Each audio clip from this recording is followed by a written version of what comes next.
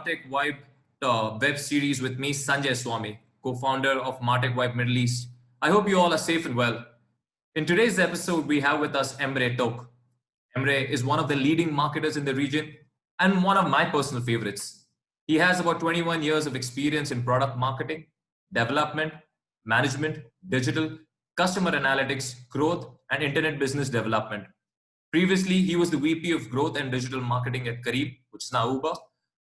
Emre has the expertise on growth team building, constructing growth playbooks, and unique experience on automating marketing via frameworks on acquisition, segmentation, engagement, and churn. These are a few aspects that we will be covering as of this five episode web series with leading growth marketers and solution providers. Thank you for joining us today, Emre. Thank you very much. It's a pleasure. Great. Emre, let's start with the million-dollar question. How is this lockdown treating you, and what have been your key learnings? Lockdown was very interesting for me. So basically, I was in Germany for a brief time, for a few weeks, for the client that I'm supporting. But then I came back to Dubai. The most sad thing is I'm apart from my family. They are in Turkey. So I mainly focused on learning, reading, and making my time online, and also helping my clients during this COVID lockdown. I'm mainly at home and using my time for mainly learning. That's great, Emre. So Emre, you have a proven record of selecting, growing, promoting, and retaining high caliber growth teams rather. And growth per se has so many definitions and variations nowadays. How would you define it? What does growth mean to you? Thank you. So basically, I was preparing a presentation almost two weeks ago for an association, mobile marketing association.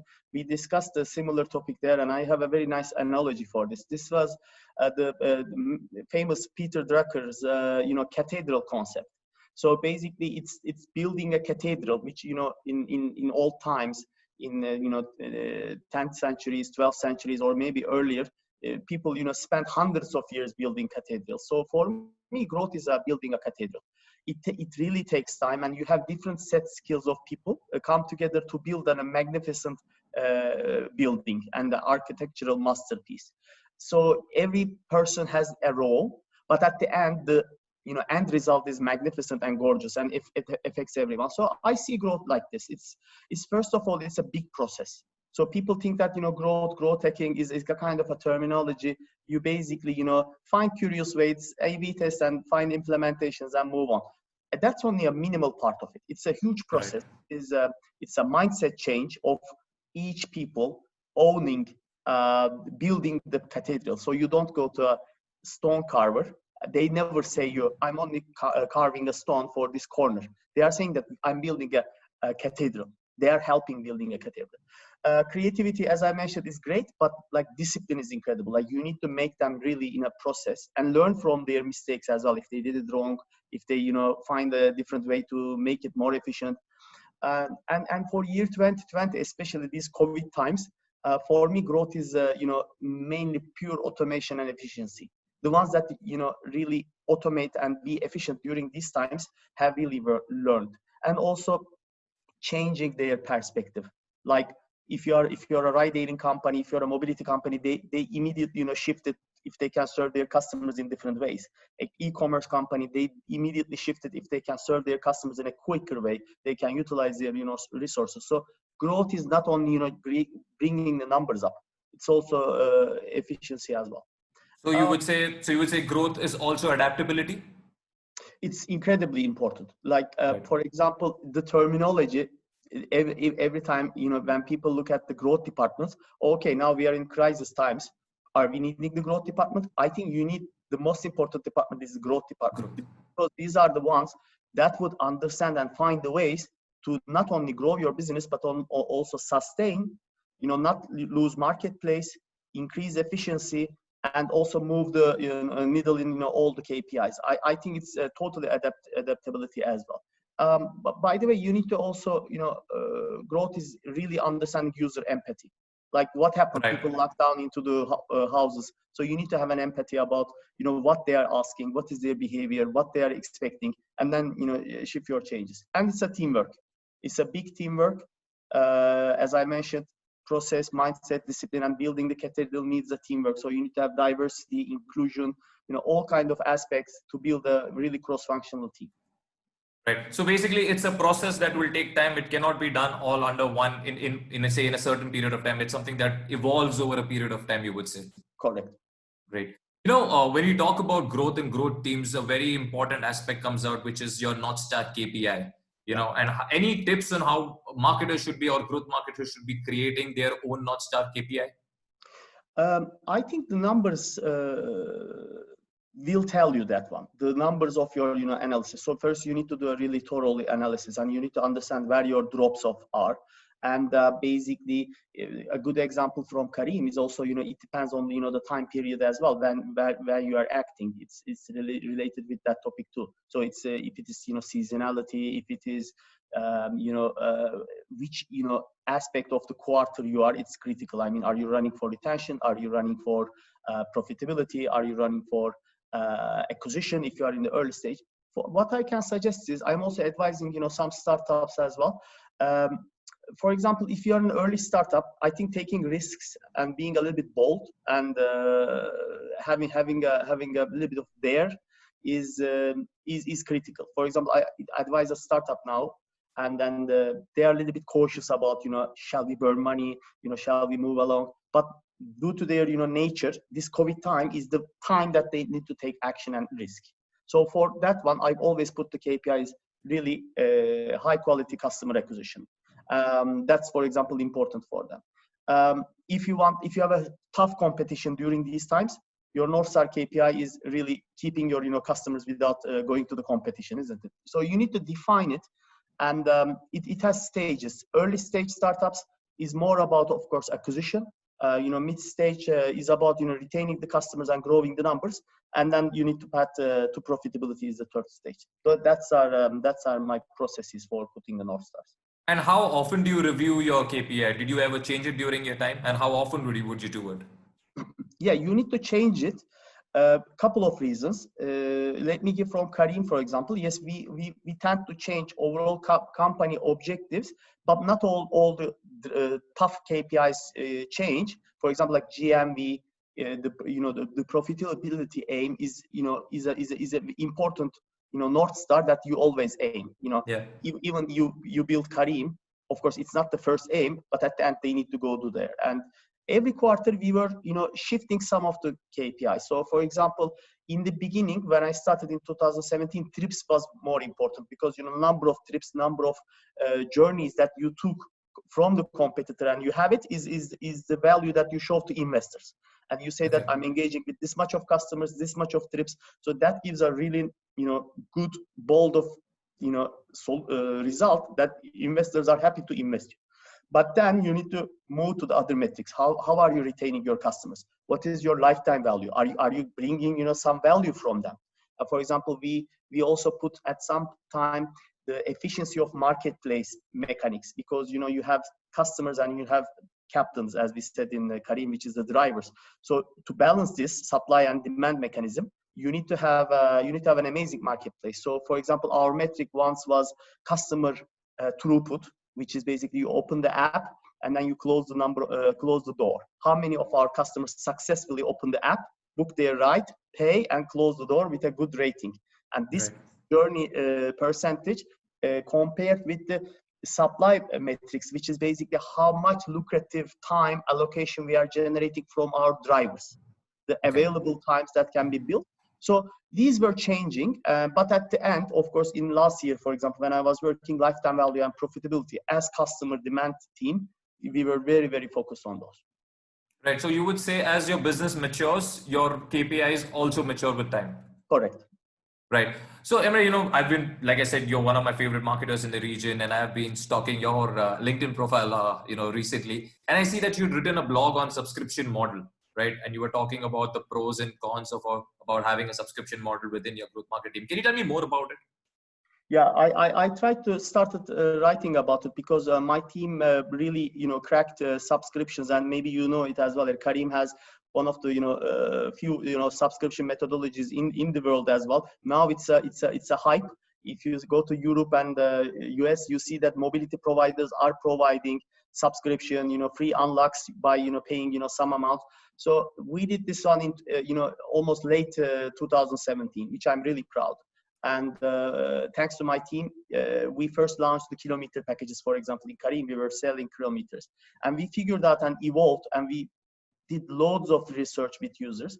We found out that there are a couple of advantages. First of all, I think for the customer, it's super easy if you predict your journeys. So if you're a commuter and if you're spending 20 rides with Careem every month, if Careem is giving these 20 rides to you a little bit cheaper with additional advantages from partners or special services, then of course it's a hook that you will get, isn't it? Why you should pay a higher amount.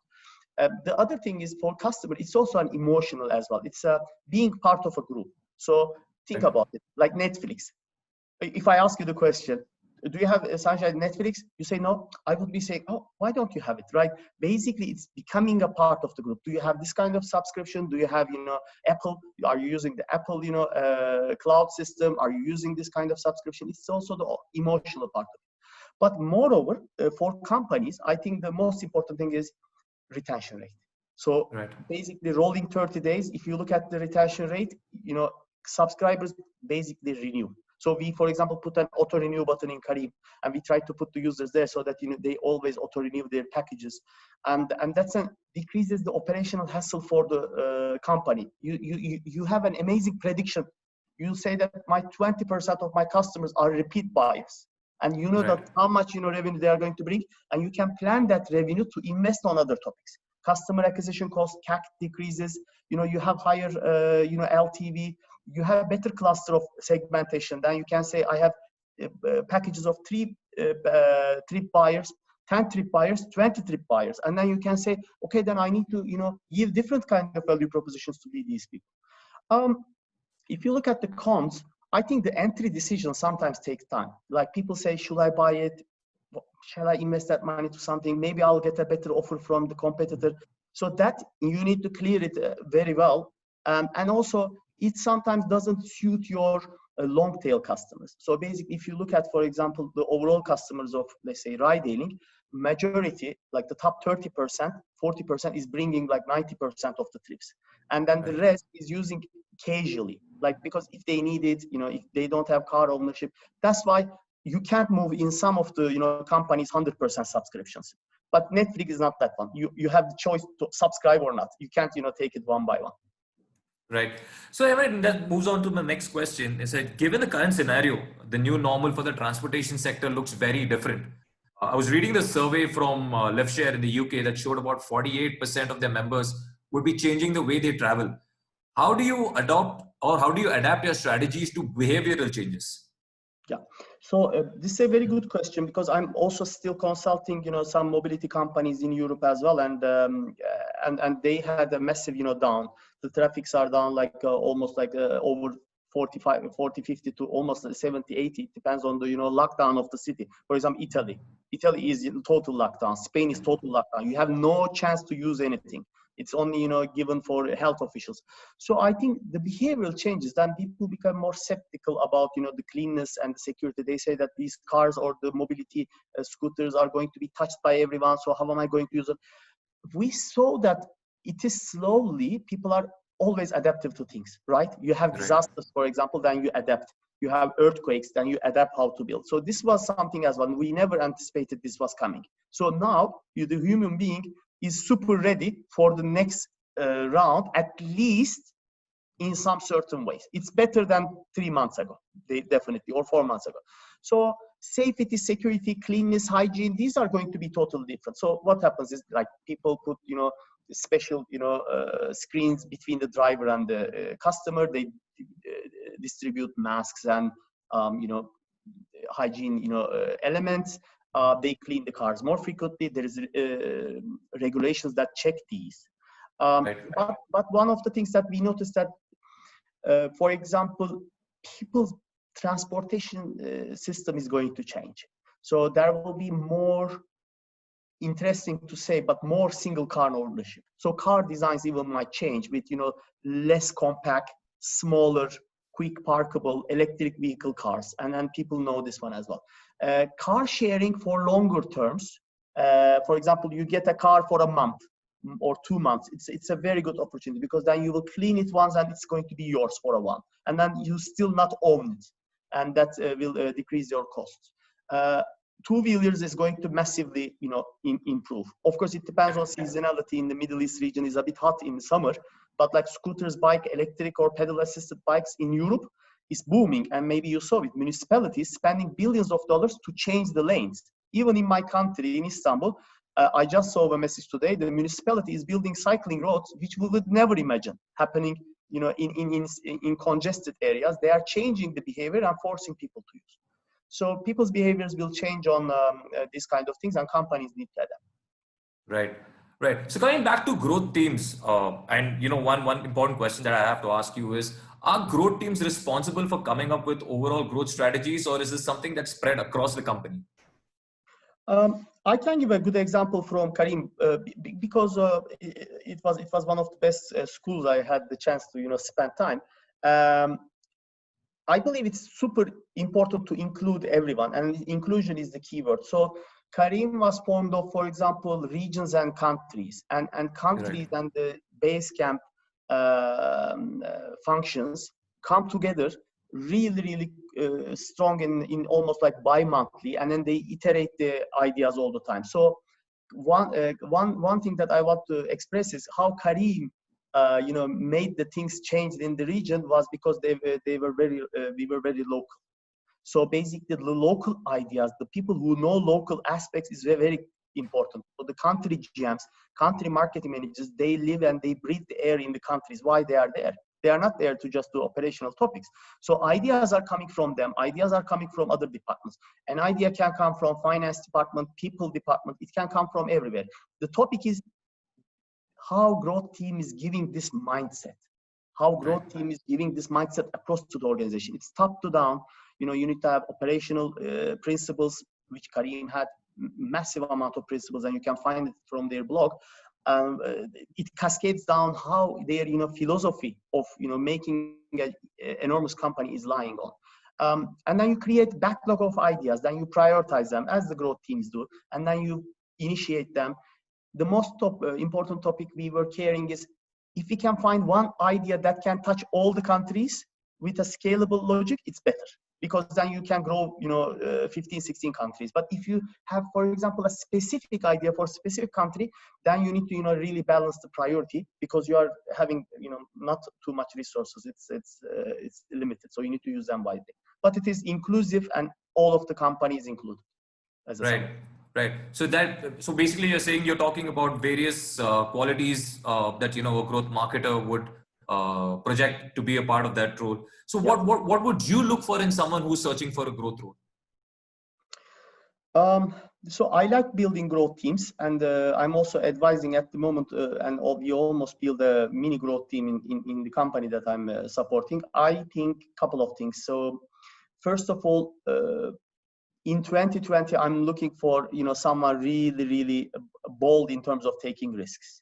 Okay, of course, taking risk is not taking risk without calculating and going really blind. It's really into the analytics, into the numbers. So I like people, for example, if I'm going to a company that I'm consulting, finding a person from outside and bringing and adapting sometimes takes time. In Europe, for example, you have 2-3 months of notice periods. It's impossible to build a team in before 4 months. So what I did, I got internal people with very strong analyst background, like marketing, product, or business analysts, because they know how to crunch the data.